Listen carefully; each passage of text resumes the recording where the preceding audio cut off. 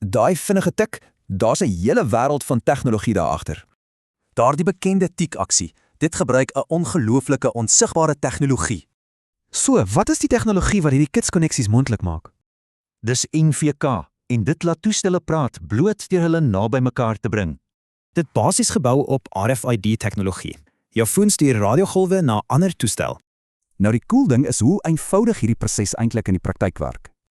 Dis super gerieflik en veilig, maar sy een swakpunt is oordragspoed. So, hoe gereeld gebruik jy dit? Seker meer as wat jy dink. Dit maak betalings en selfs jou lughawe-ervaring soveel vinniger en makliker. Dis ook perfek om vinnig inligting te deel of jou toestelle dadelik te koppel. En hierdie wys briljant hoe kragtig dit is vir veilige toegang tot jou persoonlike ruimtes.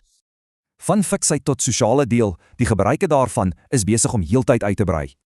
Die kern van die saak is dis sy vermoë om naatlose, onmiddellike interaksies te skep. Hierdie tegnologie is reeds in jou hande en maak alledaagse take net vinniger en makliker.